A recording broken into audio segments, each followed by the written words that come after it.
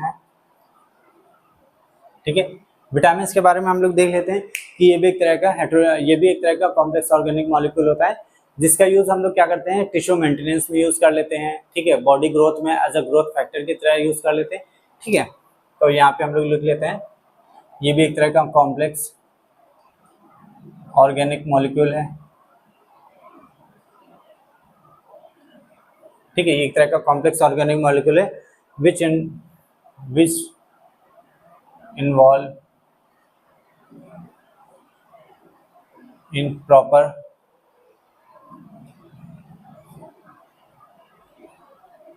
Tissue maintenance and body growth. ठीक है, हमारी प्रॉपर बॉडी ग्रोथ है जिसके लिए हमें विटामिन की भी जरूरत पड़ती है। आप ये याद रखिएगा, अभी तक हमने जो पढ़ा है कार्बोहाइड्रेट, लिपिड और प्रोटीन, ये तीनों को हम लोग एज अ एनर्जी सोर्स भी यूज कर सकते हैं। ठीक है, कार्बोहाइड्रेट को सबसे पहले करेंगे, लिपिड को देन हम उसके बाद करेंगे और प्रोटीन को सबसे लास्ट में करेंगे। इसके बाद विटामिन को हम कभी भी एनर्जी सोर्स के लिए यूज नहीं कर सकते हैं, आप ये ध्यान रखिएगा। तो हम लोग यहाँ पे लिख लेते हैं does not act as energy source. ठीक है, ये एनर्जी सोर्स की तरह इसको यूज कभी नहीं करते हैं। आप ये याद रखिएगा विटामिन बेसिकली क्या होता है। अब अगर हम लोग विटामिन को अलग अलग ग्रुप में क्लासिफाई करें तो हम लोग एक चार्ट बना लेते हैं, विटामिन लिखते हैं बीच में, इसको दो पार्ट में डिवाइड करते हैं। यहाँ पे हम लोग लिख लेते हैं फैट सोल्यूबल विटामिन।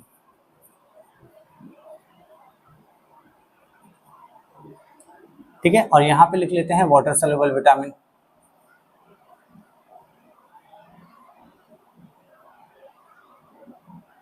ठीक है, फैट सोल्यूबल विटामिन का मतलब होता है वो विटामिन जो फैट में सोल्यूबलाइज होते हैं, जैसे हमने अभी लिपिड में बताया था विटामिन ए, डी, ई, के, ये 4 तरह के विटामिन होते हैं जो फैट सोल्यूबल विटामिन होते हैं। जबकि यहीं पर हम लोग वाटर सोल्यूबल विटामिन को भी दो पार्ट में डिवाइड कर लेते हैं, एक होता है बी कॉम्प्लेक्स और एक होता है नॉन बी कॉम्प्लेक्स। ठीक है, अब याद रखिए वाटर सोल्यूबल विटामिन को दो पार्ट में डिवाइड कर लेते हैं, B complex, non B complex. Non B complex में आपको केवल एक ही विटामिन का याद रखना है जिसे कहते हैं विटामिन सी। ठीक है, नॉन बी कॉम्प्लेक्स में केवल विटामिन सी होता है, जबकि बी कॉम्प्लेक्स में बहुत अलग अलग तरह के विटामिन होते हैं। हम अगर इसको फर्दर डिवाइड करना चाहें इसको भी दो पार्ट में डिवाइड कर लेंगे। आप देखिए, आपको अभी थोड़ा टफ लग रहा होगा लेकिन जब आप एक दो बार रिवाइज करेंगे तो आपको याद आ जाएगा। ठीक है, तो हम लोग बी कॉम्प्लेक्स को भी दो पार्ट में डिवाइड कर लेते हैं। बस आप एक बार अगर समझ में आ जाएगा तो बहुत ज़्यादा उसको बार बार याद करने की जरूरत नहीं पड़ेगी, आप ये याद रखिएगा। तो बी कॉम्प्लेक्स को हम लोग दो पार्ट में डिवाइड कर लेते हैं, एक होता है एनर्जी यील्डिंग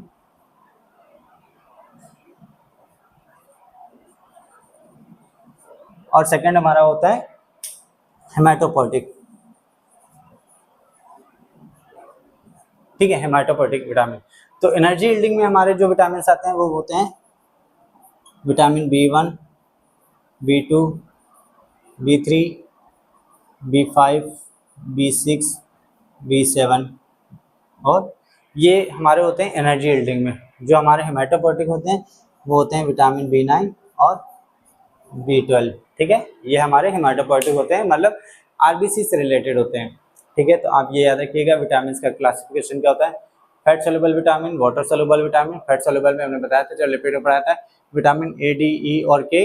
जबकि वाटर सोल्यूबल विटामिन में दो होते हैं, B complex, non B complex. Non B complex में विटामिन सी आ रहा है, जबकि बी कॉम्प्लेक्स में दो पार्ट में डिवाइड किया था, एनर्जी यील्डिंग जिनसे हम एनर्जी बना सकते हैं, और हमारे हेमाटोपोइटिक में विटामिन B9 और B12 आता है, जबकि एनर्जी यील्डिंग में vitamin B1, B2, B3, B5, B6, B7। देखिए, आप ये मत करिएगा कि विटामिन 1 से लेकर 12 तक कर दिए, विटामिन B1, 2, 3, 4, 5, 6, 7, 8, ये सब मत करिएगा। आप देख लीजिएगा कौन सा विटामिन B1 बी कॉम्प्लेक्स में कौन कौन से आ रही है। जैसे यहाँ पे विटामिन B4 नहीं है, B8 नहीं है, B11 नहीं है, B10 नहीं है, ये ध्यान रखिएगा। ठीक है, अब हम लोग बेसिकली विटामिन की स्टडी कर लेते हैं। हम लोग एक टेबल के फॉर्म में विटामिन की स्टडी करते हैं। देखिए पढ़ने को बहुत सारी चीज़ें होती है विटामिन में, लेकिन आपके जो क्वेश्चन होंगे वो ज़्यादातर इस टेबल से लगभग 99% जितने भी क्वेश्चन होंगे वो इस टेबल से निकल आएंगे जो अभी हम लोग बनाएंगे विटामिन में अलग अलग।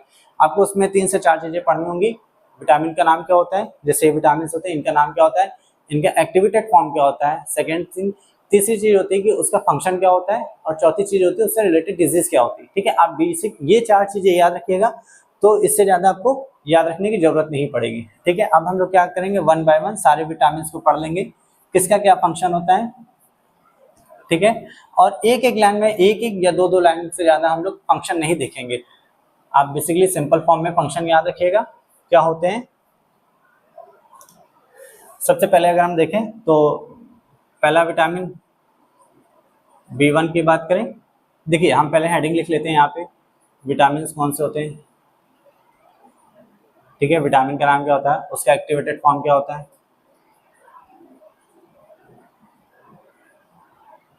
एक्टिवेटेड फॉर्म क्या होता है, उसका फंक्शन क्या होगा,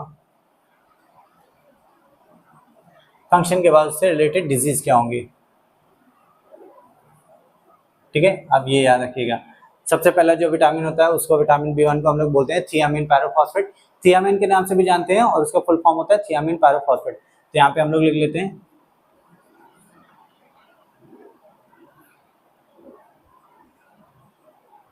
थियामिन पायरोफॉस्फेट।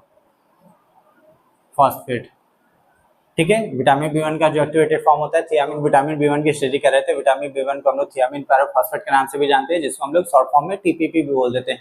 अगर इसका हम फंक्शन देखें तो ये एल्डिहाइड ग्रुप ट्रांसफर रिएक्शन भी यूज होता है। किसी भी रिएक्शन में अगर हमें एल्डिहाइड ग्रुप की जरूरत है तो ऐसे रिएक्शन में हम लोग विटामिन B1 को यूज करेंगे। तो हम लोग यहाँ पे लिख लेते हैं इन्वॉल्व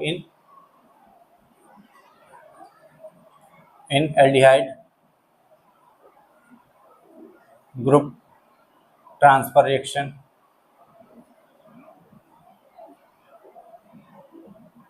ठीक है, तो ये एल्डिहाइड ग्रुप ट्रांसफर रिएक्शन में यूज करेंगे।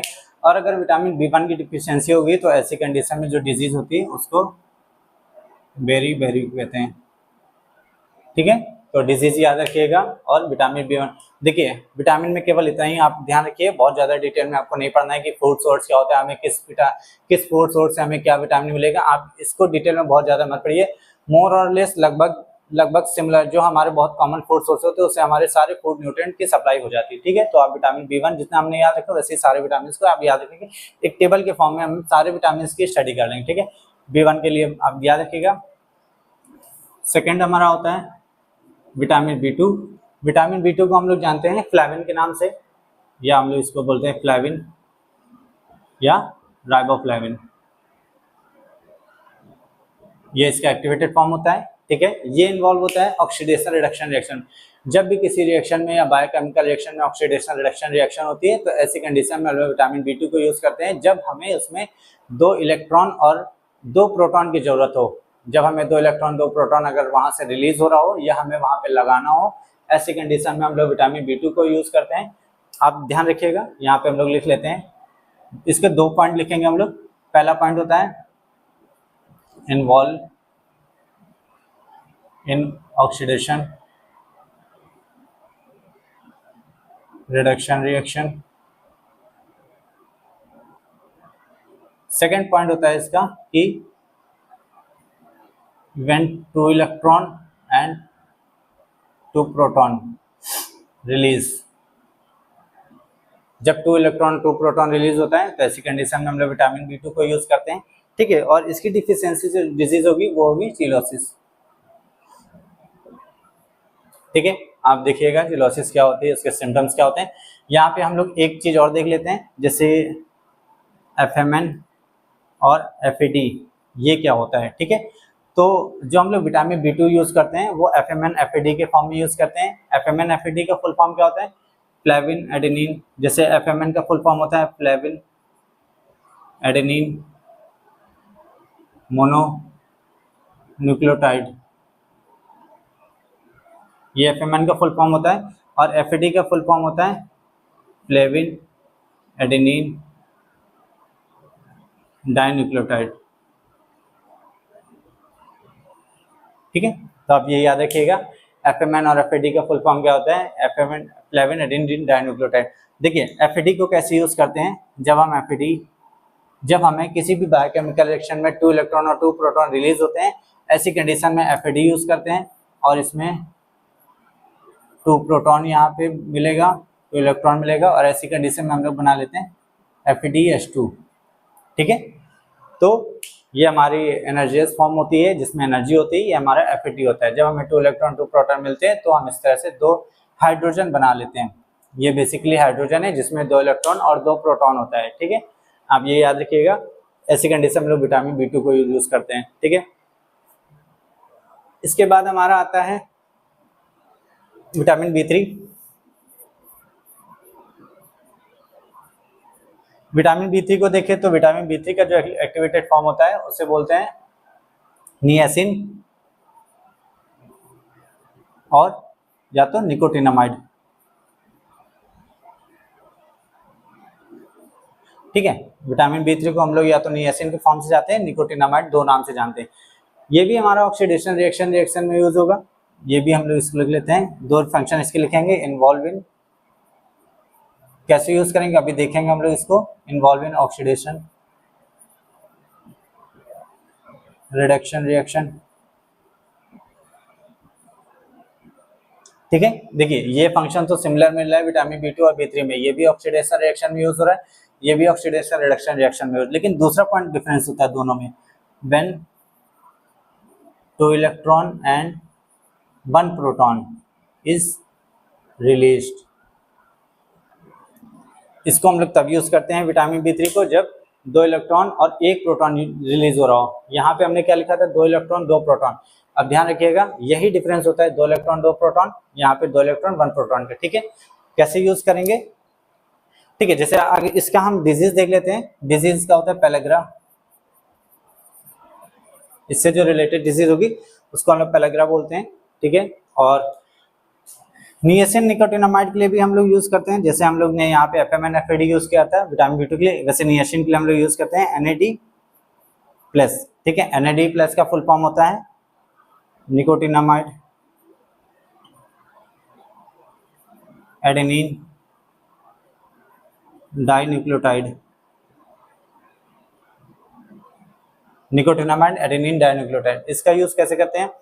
अगर हमें 2 इलेक्ट्रॉन और 1 प्रोटॉन रिलीज हो रहा है किसी भी रिएक्शन में तो NAD+ यूज करेंगे, प्लस हम लोग क्या करेंगे 2 इलेक्ट्रॉन यूज करेंगे और 1 प्रोटॉन यूज करेंगे और हम लोग बना लेंगे NADH2। ठीक है, यहाँ पे 1 प्रोटॉन से ही कैसे बना रहे हैं? क्योंकि यहाँ पे ऑलरेडी 1 प्रोटॉन एक्स्ट्रा है। ठीक है, तो हमें 1 प्रोटॉन ये है और 1 प्रोटॉन ये, 2 प्रोटॉन फिर हो जाएंगे और यहाँ पे 2 इलेक्ट्रॉन तो है ही।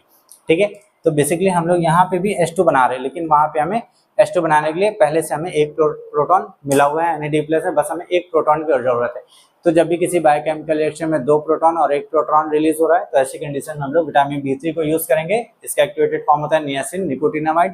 ठीक है, ऑक्सीडेशन रिडक्शन रिएक्शन में ये भी यूज करेंगे, लेकिन इसमें 2 इलेक्ट्रॉन और 1 प्रोटॉन रिलीज हो रहा होगा। यहाँ पे हम लोग 2 इलेक्ट्रॉन 2 प्रोटॉन के केस में पढ़ेंगे। ठीक है, ये दोनों में डिफरेंस होता है, आप ये याद रखिएगा। इसके बाद जो हमारा विटामिन आता है उसको बोलते हैं, 4th विटामिन हमारा है विटामिन B5। विटामिन B5 को हम लोग जानते हैं पेंटोथेनिक एसिड के नाम से। ठीक है, तो यहाँ पे हम लोग लिख लेते हैं इसका एक्टिवेटेड फॉर्म क्या होता है? Pantothenic acid. ठीक है, विटामिन B5 को हम लोग पेंटोथेनिक एसिड के नाम से जानते हैं। देखिए ये जो विटामिन B5 होता है इसका बहुत कॉमन यूज होता है, जैसे जब कोई जब अलग अलग बायोकेमिकल रिएक्शन होते हैं उनको आपस में कनेक्ट करने का काम पेंटोथेनिक एसिड का होता है या विटामिन B5 का होता है। तो हम लोग यहाँ पे एक लाइन में लिख लेंगे involve in connecting biochemical reaction.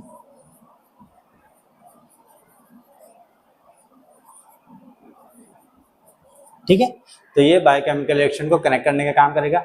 इसकी डिफिशियंसी से कोई बहुत रेयर डिजीज नहीं होगी, अब ये याद रखिएगा। तो इसमें हम लोग लिख लेते हैं डिजीज में अनकॉमन। ठीक है, तो बहुत रेयर डिजीज नहीं होगी, जैसे कि डिजीज हो रही थी वैसे बहुत रेयर डिजीज नहीं होगी। तो आप लोग B5 को याद रखिएगा, pantothenic acid involving connecting biochemical reaction. और बहुत कोई रेयर डिजीज नहीं होगी, तो हम लोग इसमें अनकॉमन लिख लेते हैं। ठीक है, अब इसके बाद हम लोग पढ़ते हैं नेक्स्ट विटामिन हमारा क्या है, सेम उसका फंक्शन क्या है। देखिए इतने विटामिन हम लोगों ने अभी तक 4 विटामिन के बारे में पढ़ लिया है, तो आपको आइडिया लग गया होगा कि विटामिन को कैसे पढ़ना है और कैसे याद रखना है। आप देख रहे होंगे कि किसी भी विटामिन में हम लोग 1 या 2 से ज़्यादा कोई लाइन नहीं लिख रहे होंगे। ठीक है, आप इतना सफिशिएंट है किसी भी विटामिन को याद रखने के लिए, और आपके ज़्यादातर क्वेश्चन यहीं से सॉल्व हो जाएंगे। ठीक है, जो हमारा 5th विटामिन होता है उसको बोलते हैं विटामिन B6। ठीक है, विटामिन B6 का इंपॉर्टेंट रोल होता है। इसका जो एक्टिवेटेड फॉर्म होता है उसको हम बोलते हैं पायरिडॉक्सल फॉस्फेट। Pyridoxal phosphate. ठीक है, विटामिन B6 का एक्टिवेटेड फॉर्म होता है पायरिडॉक्सल फॉस्फेट। इसका यूज क्या होता है, जब भी हम अमाइनो एसिड सिंथेसिस करते हैं। ठीक है, जब भी हम प्रोटीन के मेटाबॉलिज्म करेंगे, ऐसी कंडीशन में हम लोग अमाइनो ग्रुप ट्रांसफर रिएक्शन में यूज करते हैं। तो हम लोग इसमें लिख लेते हैं फंक्शन में इन्वॉल्व इन प्रोटीन मेटाबॉलिज्म।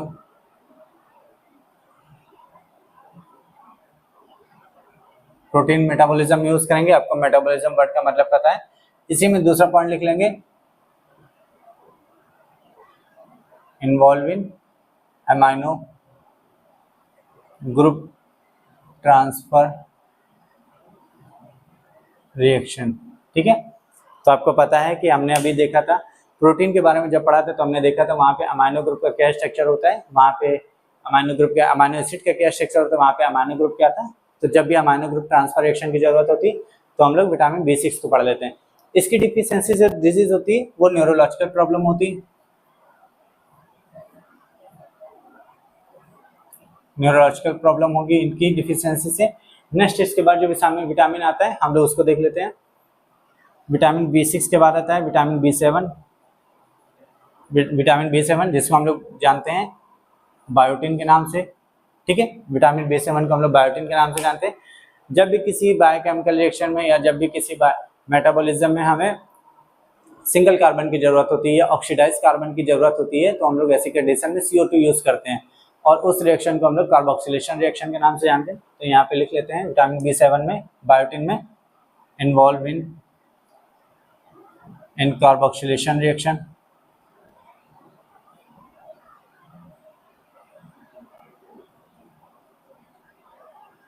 एक्ट एज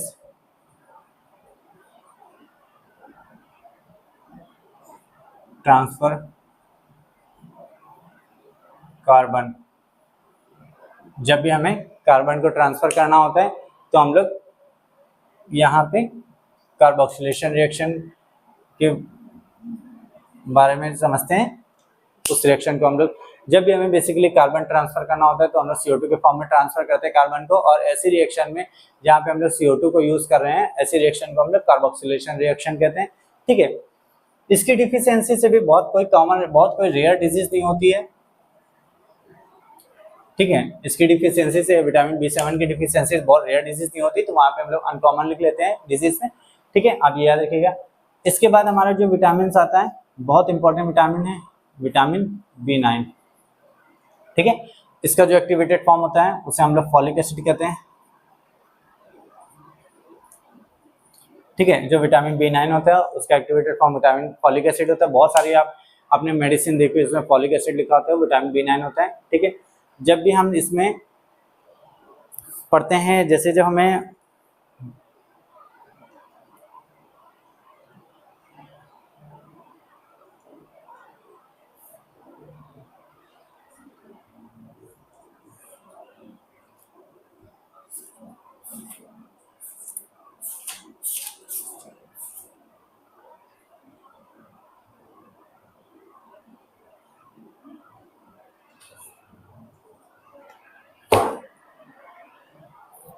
ठीक है, तो विटामिन B9 के बारे में जानते हैं। विटामिन B9 का जो इंपॉर्टेंट एक्टिवेटेड फॉर्म होता है वो फॉलिक एसिड होता है। ठीक है, तो आप सिंपल याद रखिएगा विटामिन B9 को हम लोग फॉलिक एसिड के नाम से जानते हैं।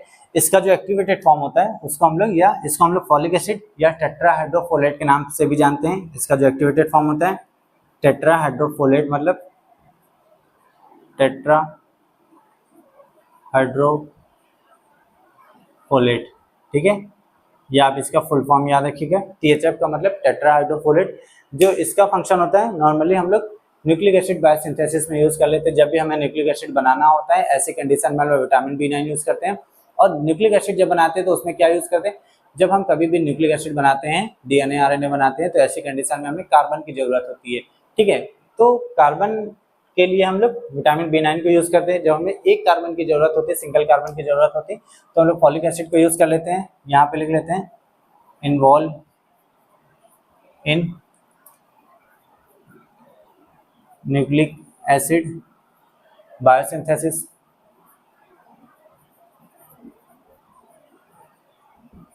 ठीक है, न्यूक्लिक एसिड बायोसिंथेसिस में यूज कर लेते हैं। इसके साथ हम देख लेते हैं यहाँ पे जब हमें कार्बन की जरूरत होती है, इन्वॉल्व इन कार्बन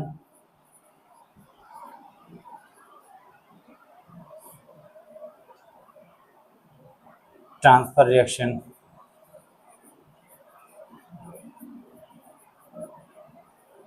ठीक है, दोनों में देख लीजिएगा कहाँ पे कार्बोक्सिलेशन रिएक्शन कह रहे हैं, कहाँ पे हमें न्यूक्लिक एसिड बायोसिंथेसिस में यूज करेंगे। ठीक है, जब भी कैंसर से रिलेटेड कोई भी प्रॉब्लम होती है, ठीक है, तो ऐसी कंडीशन में हम लोग विटामिन B9 पे फोकस करते हैं।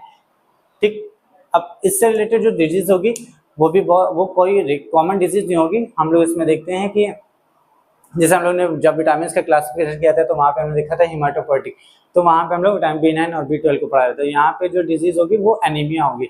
एनीमिया दो तरह की होती है, जैसे मैक्रोसाइटिक और मेगालोब्लास्टिक। इसमें एनीमिया का मतलब फंक्शन ये होता है, एनीमिया का मतलब ये होता है कि जो RBC होती है उसका साइज बढ़ जाता है। ठीक है, तो यहाँ पे जो डिजीज होगी वो होगी मैक्रोसाइटिक एनीमिया और मैक्रोसाइटिक और मेगालोब्लास्टिक एनीमिया। बेसिकली इसमें क्या होगा, जो भी हमारा RBC साइज है वो बढ़ जाएगा। ठीक है, तो आप ध्यान रखिएगा RBC साइज बढ़ जाएगा इस विटामिन में। अब इसके बाद जो हमारा नेक्स्ट विटामिन आता है विटामिन B12, ये हमारा B कॉम्प्लेक्स का लास्ट विटामिन होता है। इसको हम लोग जानते हैं साइनोकोबालामाइन के नाम से।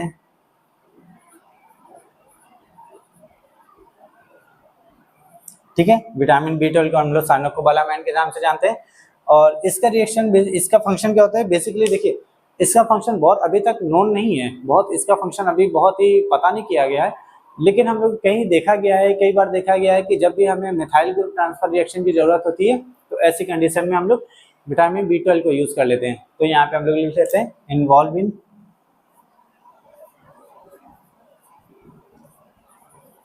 Methyl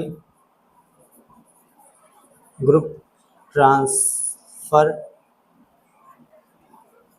reaction. ठीक है, इसमें हम लोग मेथाइल ग्रुप ट्रांसफर रिएक्शन में देख लेते हैं। और इसकी डिफिशियंसी से एक एनीमिया होता है जिसे हम लोग पर्नीशियस एनीमिया कहते हैं। ठीक है, यहाँ पे लिख लेते हैं डिजीज में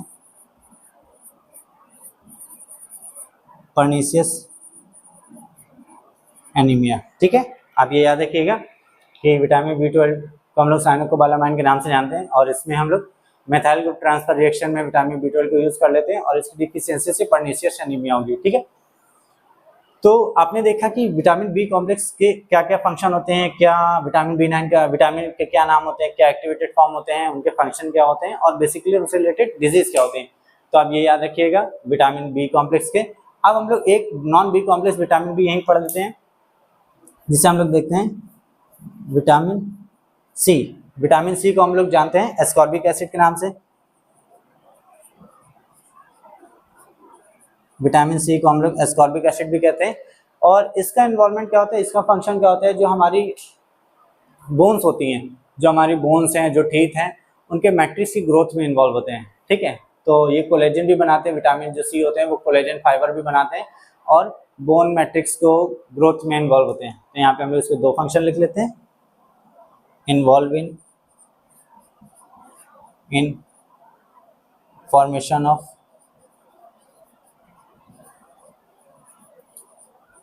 कोलेजन फाइबर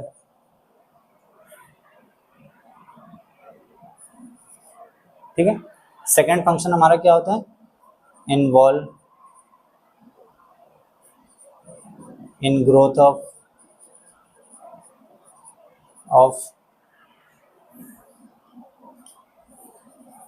बोन मैट्रिक्स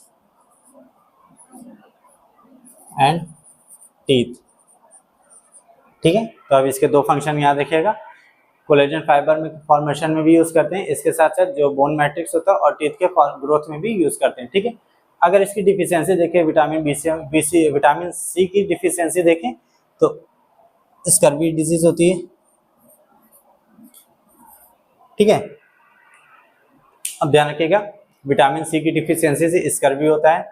आप बेसिकली ये विटामिन को याद रखिएगा। अब इसके बाद हम लोगों के पास 4 विटामिन और बचते हैं जिसे हम लोग फैट सोल्यूबल विटामिन के नाम से जानते हैं। ठीक है, सेम इसी तरह हम लोग उन विटामिन को भी पढ़ लेंगे, वो विटामिन क्या होते हैं, उनके फंक्शन क्या होते हैं, वन बाय वन।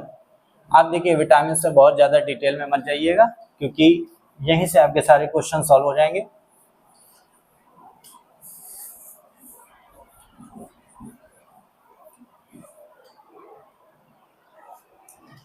जो नेक्स्ट हमारा विटामिन आता है 10 विटामिन ए। ठीक है, तो विटामिन ए को हम लोग रेटिनॉल के नाम से जानते हैं। विटामिन ए का एक्टिवेटेड फॉर्म रेटिनॉल होता है। ठीक है, और ये विटामिन ए रेटिनॉल हमें कहाँ से मिलता है, हमें बीटा कैरोटीन से मिलेगा। ठीक है,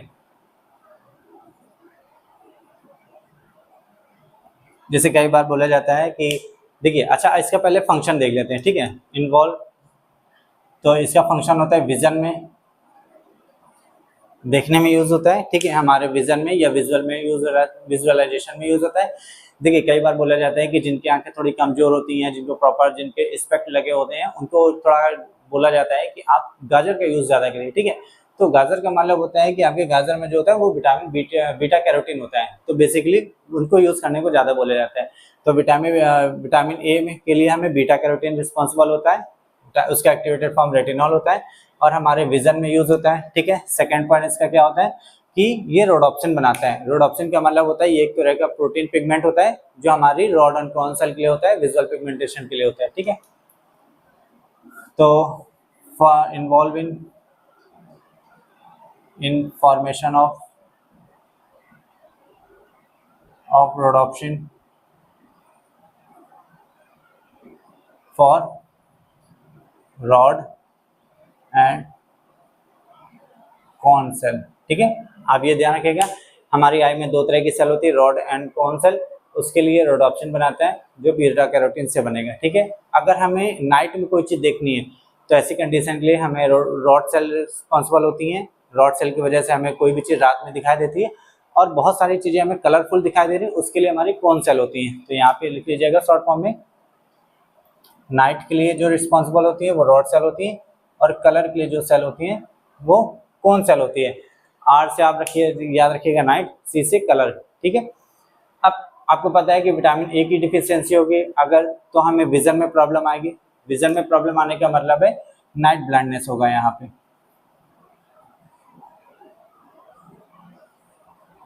ठीक है, तो ऐसी कंडीशन में नाइट ब्लाइंडनेस प्रॉब्लम आएगी विटामिन ए की डिफिशियंसी से। अब हम लोग इसके आगे नेक्स्ट विटामिन देखते हैं, विटामिन डी। ठीक है, बहुत से लोग विटामिन डी के बारे में बताते हैं कि हमें सनलाइट से विटामिन डी मिलती है, तो आज हम देख लेते हैं एक्चुअल में कि क्या हमें सनलाइट से ही विटामिन डी मिलती है या नहीं। ठीक है, तो विटामिन डी का जो एक्टिवेटेड फॉर्म होता है उसको बोलते हैं कैल्सीफेरॉल। कैल्सीफेरॉल बोलते हैं या कैल्सीट्रायल बोलते हैं। ठीक है, तो विटामिन डी का जो एक्टिवेटेड फॉर्म होता है वो कैल्सीफेरॉल या कैल्सीट्रायल। अब लोग बहुत सारी मेडिसिन देखी होगी जिनके हाथ पैर में जॉइंट्स में पेन होता है, तो ऐसे लोगों को विटामिन डी सजेस्ट किया जाता है, उसमें कैल्सीट्रायल लिखा होता है। ठीक है, तो आप ये ध्यान रखिएगा, जो कैल्सीट्रायल होता है, जो कैल्सीफेरॉल होता है, इनका फंक्शन क्या होता है, ये विटामिन डी का फंक्शन क्या होता है, ये क्या करते हैं, जो भी हमारी बोन्स होती हैं, जो हमारी टीथ होती हैं, उनकी थिकनेस को बढ़ाते हैं। ठीक है, उनकी ग्रोथ में हेल्प करते हैं। तो यहाँ पे हम लिख लेते हैं involve in growth of bone and teeth. ठीक है, पहला पॉइंट हमारा ये होता है। सेकंड पॉइंट क्या होता है कि ये क्या करते हैं, कैल्शियम और फास्फोरस को एब्जॉर्ब करते हैं इन स्मॉल इंटेस्टाइन से। ठीक है, या हेल्प करते हैं स्मॉल इंटेस्टाइन से कैल्शियम फास्फोरस के एब्जॉर्प्शन में। तो involve in help in absorption of calcium and phosphorus. ठीक है, आप ध्यान रखिएगा कि ये जो विटामिन डी होता है वो कैल्शियम फॉस्फोरस के एब्जॉर्प्शन में हेल्प करेगा from intestine, absorption of calcium phosphorus from small intestine. ठीक है, ये ध्यान रखिएगा। और इसकी डिफिशियंसी से, अगर विटामिन डी की डिफिशियंसी हमारी बॉडी में, तो ऐसी कंडीशन में हमको रिकेट्स होता है। ठीक है,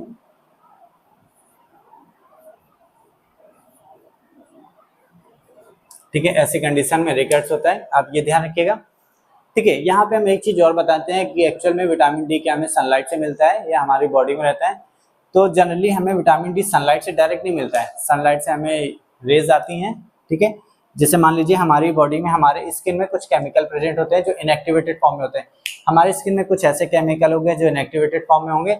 जब सनलाइट आती है हमारी स्किन पर, जब हमारी स्किन पर वो सनलाइट आती है तो वो केमिकल एक्टिवेटेड होते हैं और वो लिवर और किडनी में जाते हैं, जहाँ पे वो एक्टिवेट हो जाते हैं और फिर वो कैल्शियम फॉस्फोरस को एब्जॉर्ब करने में हेल्प करेंगे। ठीक है, तो हम एक तरह से मैकेनिज्म देख लेते हैं कि सिंपल शॉर्ट फॉर्म में मैकेनिज्म देख लेंगे कि एक्चुअल में विटामिन डी काम कैसे करता है। हमारी स्किन में 7D हाइड्रो कोलेस्ट्रॉल, ये केमिकल होता है जो इनएक्टिवेटेड फॉर्म में होते हैं। यहाँ पे हम लिख लेंगे inactivated form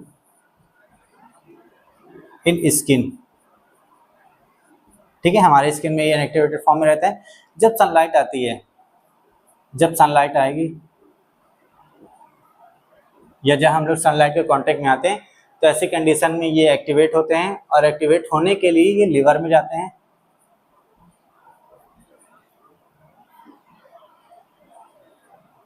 inter into liver, kidney, liver kidney में एंटर करेंगे और ये एक्टिवेट हो जाएंगे। एक्टिवेट होकर क्या बनाएंगे? कैल्सीफेरॉल, कैल्सीफेरॉल या कैल्सीट्रायल बनाएंगे। ठीक है, जो हमारा एक्टिवेटेड फॉर्म होगा।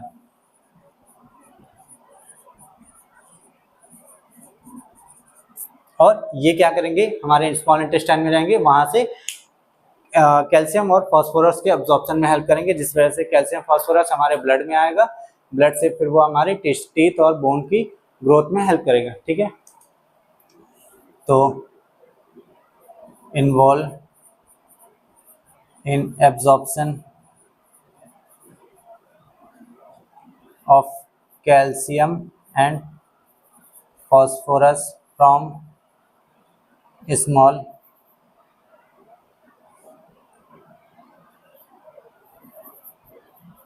intestine। ठीक है, तो हमारे ये स्मॉल इंटेस्टाइन में कैल्शियम फास्फोरस को अब्जॉर्ब करेगा, ब्लड स्ट्रीम में लाएगा, हमारे ब्लड में कैल्शियम फास्फोरस आ जाएगा। देन ये कैल्शियम फास्फोरस हमारे बोन्स और टीथ की थिकनेस को बढ़ाएंगे, उनकी ग्रोथ में हेल्प करेंगे। ठीक है, तो आप ये याद रखिएगा। इसके बाद हम लोग एक पॉइंट और लिख लेते हैं, नेक्स्ट विटामिन पे आते हैं, विटामिन ई। तो विटामिन ई को हम लोग जानते हैं, विटामिन ई का जो एक्टिवेटेड फॉर्म होता है उसको हम टोकोफेरॉल कहते हैं। देखिए विटामिन ई का काम क्या होता है, फंक्शन कैसे करता है। बहुत सारी कंडीशन में जब हमारे बॉडी में बहुत सारे बायोकेमिकल रिएक्शन होती है तो ऐसी कंडीशन में बहुत सारे रिएक्टिव केमिकल स्पीसीज बनने लगती हैं जो हमारी बॉडी को नुकसान पहुंचाने लगती है। ये हमारी बॉडी में नुकसान कैसे पहुंचाती है? ये हमारी जो सेल होती हैं उनके सेलुलर कंपार्टमेंट को, सेलुलर कंपोनेंट को ब्रेक करने लगती है, डैमेज करने लगती है। ठीक है, हमारी बॉडी में बायोकेमिकल रिएक्शन से बहुत सारे रिएक्टिव केमिकल स्पीसीज बनने लगती हैं जो हमारे सेलुलर कंपोनेंट को डिग्रेड करने लगती है, डाइजेशन ब्रेक करने लगती है, जिस वजह से ऐसी कंडीशन में प्रॉब्लम होने लगती है। ऐसी कंडीशन में जो डिजीज होगी वो मस्कुलर डिजनरेशन होने लगता है। ठीक है, तो आप ध्यान रखिएगा, यहाँ पे जो एक्टिवेटेड फॉर्म होता है उसको हम लोग बोलते हैं टोकोफेरॉल। ठीक है, ये एक्टिवेटेड फॉर्म होता है विटामिन ई का, और इसका फंक्शन क्या होता है? ये एक्ट एज अ एंटीऑक्सीडेंट। ठीक है, ये एंटीऑक्सीडेंट की तरह काम करेगा, ये हमारे सेलुलर कंपोनेंट को ऑक्सीडाइज होने से रोकेगा, तो एंटीऑक्सीडेंट की तरह काम करेगा और protect cellular component from reactive chemical species. ठीक है, ये रिएक्टिव केमिकल स्पीसीजेस से हमारे जो सेलुलर कंपोनेंट है उनको प्रोटेक्ट करेगा।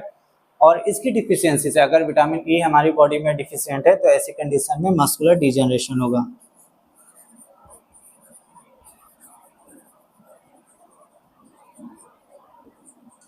ऐसी कंडीशन में मस्कुलर डिजेनरेशन होगा। ठीक है, तो आप ये याद रखिएगा, विटामिन ए की डिफिशियंसी से मस्कुलर डिजेनरेशन होगा।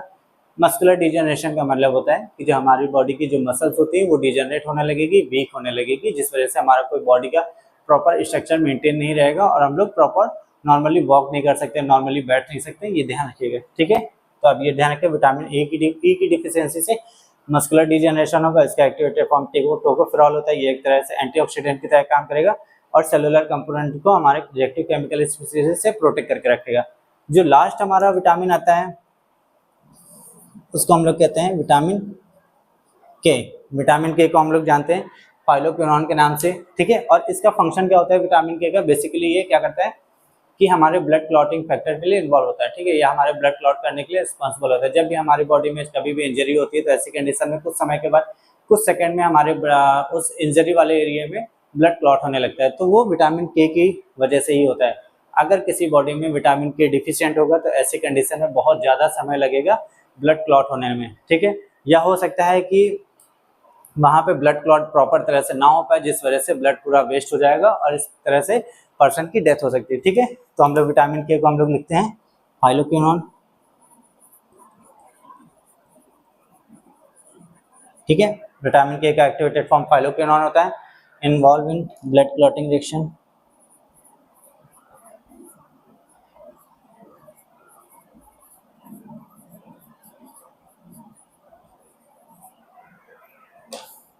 तो ये ब्लड क्लॉटिंग में इन्वॉल्व होता है। ठीक है, और अगर इसकी डिफिशियंसी होगी तो ऐसी कंडीशन में जो ब्लड क्लॉटिंग टाइम है वो बढ़ जाएगा।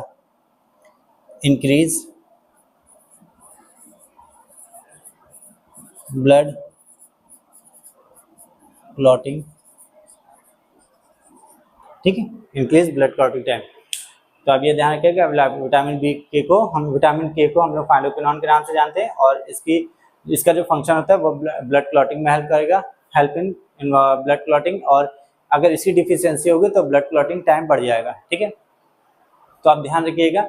मोस्टली हम लोगों ने क्या किया है कि हर एक विटामिन को हम लोगों ने लिख लिया है, उसके एक्टिवेटेड फॉर्म क्या होते हैं वो देख लिया है, उनका फंक्शन क्या होता है ये भी पढ़ लिया, और उसके साथ साथ उसकी डिजीज क्या होती है ये भी देख लिया। ठीक है, कौन सा विटामिन हम लोग ने उसका फंक्शन क्या, कई सारे विटामिन के हम लोग देख लिए कि काम कैसे करता है। ठीक है, ये ध्यान रखिएगा। बेसिकली आप ये टेबल याद रखेंगे विटामिन के लिए तो बहुत सही रहेगा, और ये आपको हमेशा आगे आगे काफ़ी लंबे समय तक के लिए आपको ये याद रहेगा। ठीक है, आप इस तरह से याद रखिएगा विटामिन को, टेबल के फॉर्म में याद रखेंगे तो याद रहेगा। अदरवाइज थ्योरी में आप जाएंगे तो अभी इसमें हम फूड सोर्सेज भी उसका ऐड कर सकते थे, बट उसका कोई बहुत ज़्यादा इंपॉर्टेंस नहीं है। ठीक है, आप ये याद रखिएगा। इसके बाद हमारा जो बचता है वो लास्ट हमारा न्यूट्रिएंट होता है, जिसको हम लोग जानते हैं वाटर और मिनरल सॉल्ट। देखिए, वाटर का यूज हमें पता है हमारी बॉडी में क्या होता है। ठीक है, और मिनरल सॉल्ट भी देख लेंगे उनका क्या यूज होता है, कौन कौन से मिनरल सॉल्ट हमारी बॉडी में यूज होते हैं, उनका क्या फंक्शन होता है। अब ये देखिए चीजें हम देख लेंगे यहाँ पे वन बाय वन क्या होता है। ठीक है, तो हमारा जो नेक्स्ट विटामिन है, जो नेक्स्ट हमारा न्यूट्रिएंट आता है वो फिफ्थ होता है वाटर और मिनरल सॉल्ट। तो हम लोग पहले वाटर के बारे में देख लेते क्या आता है। ये एक तरह का इनऑर्गेनिक मॉलिक्यूल होता है। अभी तक हम लोगों ने जितने भी विटामिन पढ़े थे वो सभी ऑर्गेनिक मॉलिक्यूल थे, ये हमारा फिर इनऑर्गेनिक मॉलिक्यूल होता है। ठीक है, और ये ज़्यादा देखिए पहले इसके बारे में कुछ पॉइंट बता देते हैं। वाटर एक तरह का इनऑर्गेनिक मॉलिक्यूल होता है, ये ज़्यादातर सेल का प्रोटोप्लाज्म बनाता है, ये बॉडी सेल के प्रोटोप्लाज्म बनाने में ज़्यादातर यूज होता है, और इसको एक तरह से यूनिवर्सल सॉल्वेंट भी कहते हैं, क्योंकि ये क्या करता है जितनी भी चीज़ें सोल्यूबलाइज होती हैं हमारी बॉडी में वो ज़्यादातर वाटर में सोल्यूबलाइज होती है। इसके साथ साथ एक पॉइंट और याद रखते हैं कि जब भी हमें ट्रांसपोर्टेशन करना होता है अपने बॉडी के अंदर तो हम लोग वाटर के थ्रू ट्रांसपोर्टेशन करते हैं। ठीक है, एक पॉइंट इसका और होता है कि इसको हम लोग बॉडी टेम्परेचर में भी मेंटेन कर लेते हैं। ठीक है, ज़्यादातर वाटर का यूज़ हम लोग बॉडी टेम्परेचर मेंटेन करने में यूज़ कर लेते हैं, तो हम लोग ने इसके बारे में कुछ पॉइंट लिख लेते हैं। तो ये एक तरह का इनऑर्गेनिक मॉलिक्यूल होता है। दूसरा आप क्या बनाते हैं, form major part of cell called protoplasm. ठीक है, अगर आपको नहीं पता है प्रोटोप्लाज्म क्या होता है, तो कोई भी सेल होती है, सेल के अंदर दो चीजें होती हैं, एक साइटोप्लाज्म होता है और एक न्यूक्लियस होता है। न्यूक्लियस के अंदर जो लिक्विड पोर्शन होता है उसको हम लोग न्यूक्लियोप्लास्ट कहते हैं। तो किसी भी तो प्रोटोप्लाज्म को हम लोग क्या बोलते हैं, साइटोप्लाज्म। न्यूक्लियस के बाहर वाला जो लिक्विड पोर्शन होता है उसको साइटोप्लाज्म कहते हैं, प्लस न्यूक्लियस के अंदर वाला जो पोर्शन होता है उसको न्यूक्लियोप्लास्ट कहते हैं। ठीक है, जब ये दोनों चीजें मिला लेते हैं तो बन जाता है protoplasm, complete liquid portion of cell. ठीक है, थर्ड इसका पॉइंट क्या होता है कि ये क्या करता है कि जितना भी हमारी बॉडी में जितना भी इसको एक तरह से यूनिवर्सल सॉल्वेंट की तरह यूज कर लेते हैं, act as a universal solvent. ठीक है, यूनिवर्सल सॉल्वेंट के फॉर्म में यूज कर लेते हैं। इसके बाद पॉइंट क्या आता है, जब भी हमारी बॉडी में कोई ट्रांसपोर्टेशन होता है, कुछ ट्रांसपोर्टेशन करना होता है, या हमारी बॉडी में कुछ भी एक जगह से दूसरी जगह कुछ चीजें भेजनी होती है, तो उसमें हम लोग वाटर की यूज कर लेते हैं।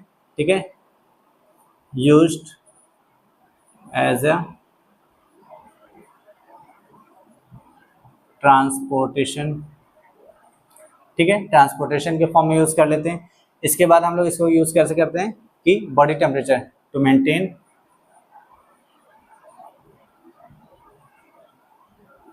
Body temperature. ठीक है, बॉडी टेम्परेचर का फॉर्म में यूज कर लेते हैं। तो अब बेसिकली याद रखिएगा कि वाटर का यूज क्या होता है। ठीक है, इसके बाद हम लोग देखते हैं कि मिनरल सॉल्ट क्या होता है। ठीक है, तो ये भी हमारा एक तरह का इनऑर्गेनिक मॉलिक्यूल होता है।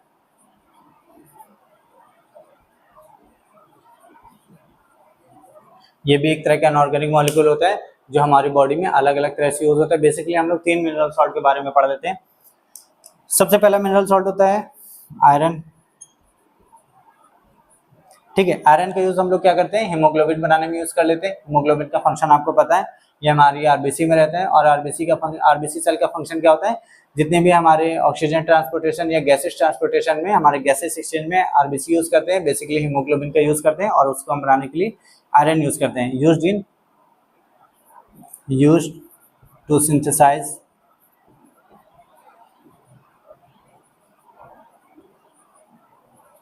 हीमोग्लोबिन। ठीक है, ये हमारा पहला पार्ट हो गया। सेकंड हमारा मिनरल सॉल्ट क्या होता है, calcium phosphorus.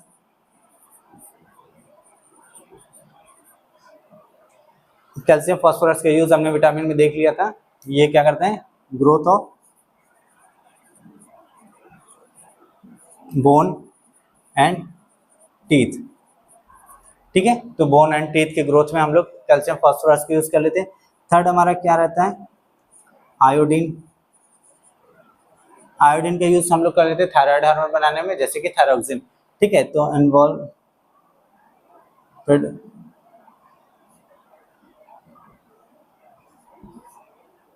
used to synthesize